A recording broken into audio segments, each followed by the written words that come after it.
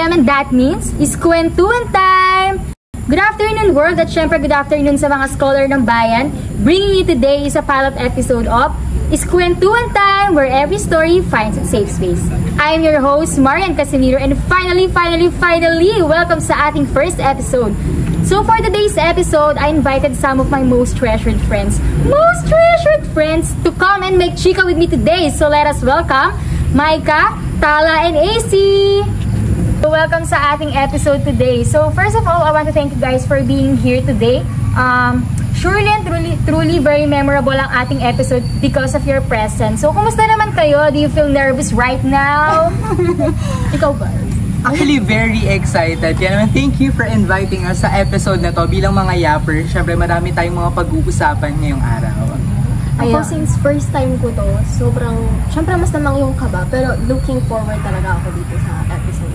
It's an honor and privilege. Privilege! Yeah. Ayun, I'm also excited din sa chika na pag-uusapan natin today kasi feel ko ang timely nito since final season na naman sa UP and alam nyo na, pagka ganito, naaalog tayong lahat at ayun nga, and konting taste na lang, we're now saying goodbye to our first semester. Ready na ba kayo? Ready na.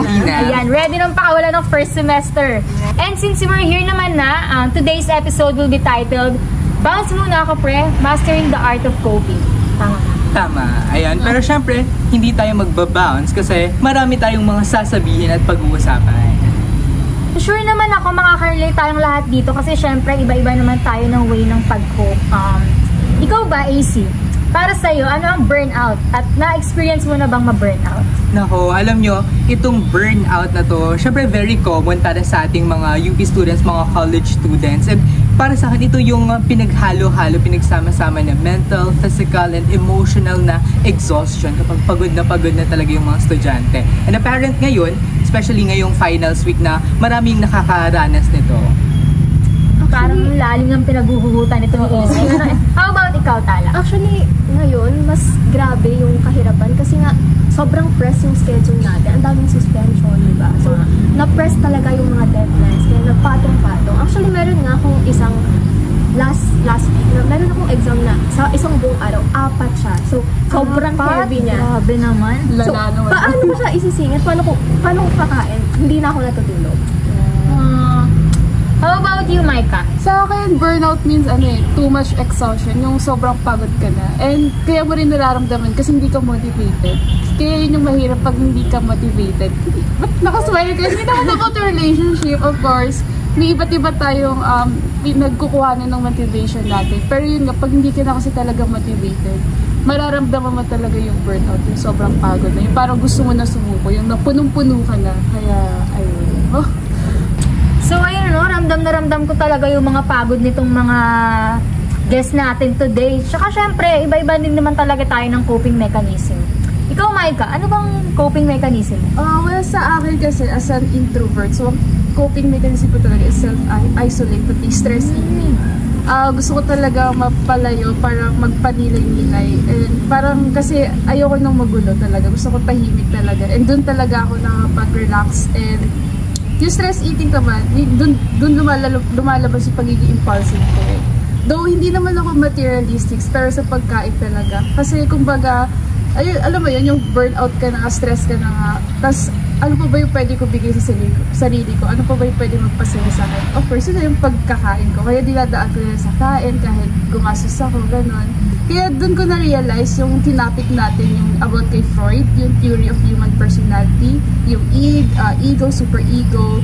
Na-realize ko yung id, dun na yung parang masatisfied yung gusto ko, yung gratification ko, yung nagpapasaya sa akin, which is through eating.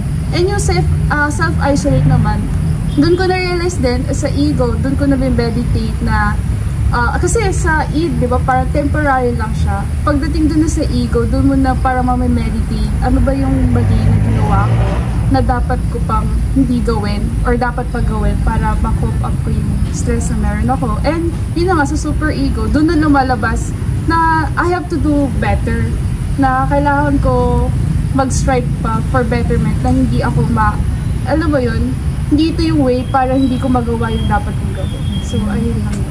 So sinabi ni Micah na yun, feeling ko dito papasok yung deserve ko to. Oo. Ililibre ko yung sarili ko. Pagtapos ng Sabi- lahat ng paghihirap, deserve kong kumain ng masarap. Diba? Araw-araw deserve.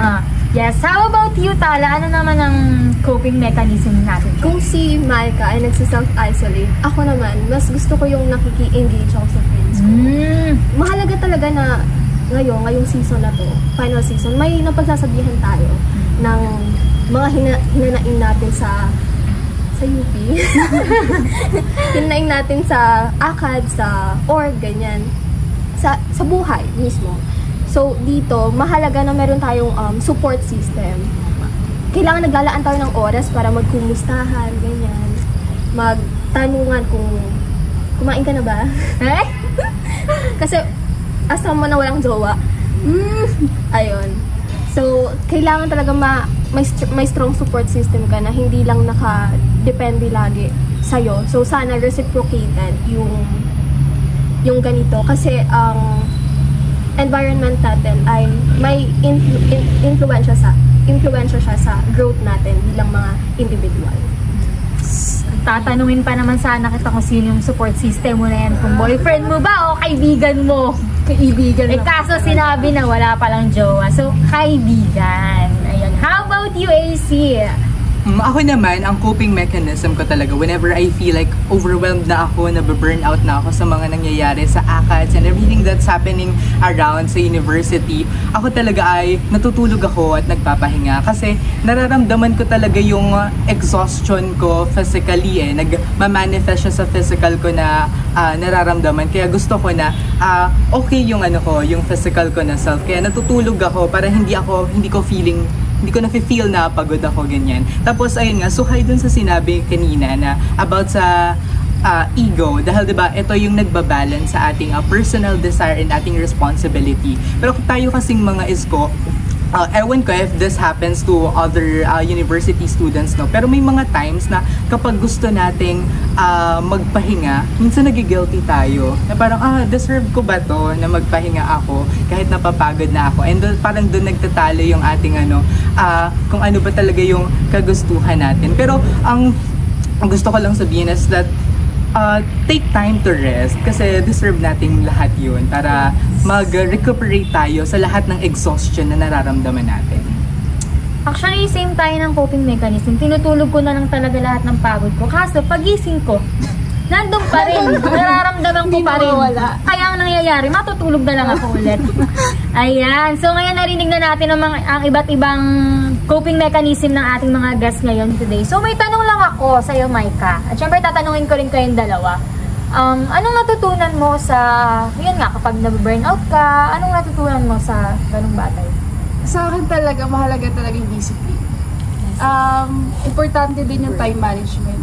Madali kasi sabihin, mag-time management ka. So yan, gagawa na ako ng parang yung calendar ko, yung list na dapat kong sundin na gawin. Pero nasa akin pa rin yun kung susundin ko. So andun, kailangan talaga siya ng discipline. And wala akong pwedeng sisihin kundi sarili ko lang din talaga. Kasi alam ko, hindi nagkulang yung mga tao sa paligid ko sa pag-aalala and yung support ko, hindi rin naman sila nagkulang doon. So, alam ko talaga sa sarili ko, ako yun. So, kailangan talaga, siguro mag-binary-nary pa ako, ano pa yung dapat kong gawin. And kailangan din talaga, kilalanin mo yung sarili mo para alam mo, ano pang pwede mong gawin para matulungan mo yung sarili mo. So, ayun talaga, discipline, consistency din talaga. Kasi may times na, ang taas ng momentum ko na sobrang sipag ko, na okay ako. Pero may isang time lang na may naranasan ako hindi maganda, biglang bumababa yun. Kaya dun talaga, dire-diretso na yun and dun ko na naranasan yung burnout. So ayun talaga, discipline, time management,